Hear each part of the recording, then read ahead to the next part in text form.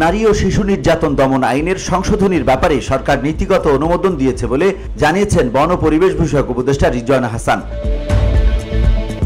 সোমবার foreign service একাডেমিতে আয়োজিত এক প্রেস ব্রিফিংয়ে এ তথ্য জানান তিনি।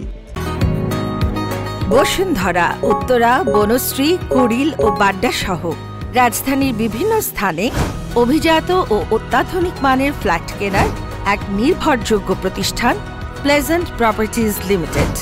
তাই আপনার স্বপ্নের আবাসনের জন্য আজই যোগাযোগ করুন। Pleasant properties limited, where destiny matches eventually. Rizwana Hasan বলেন, প্রধান উপদেষ্টা অধ্যাপক মোহাম্মদ ইউনূসের সভাপতিত্বে এক বিশেষ সভায় এই সিদ্ধান্ত নেওয়া হয়। সেখানে এই আইনের ব্যাপারে নীতিগত সিদ্ধান্ত নেওয়া হয়েছে। BOD Bangla news desk.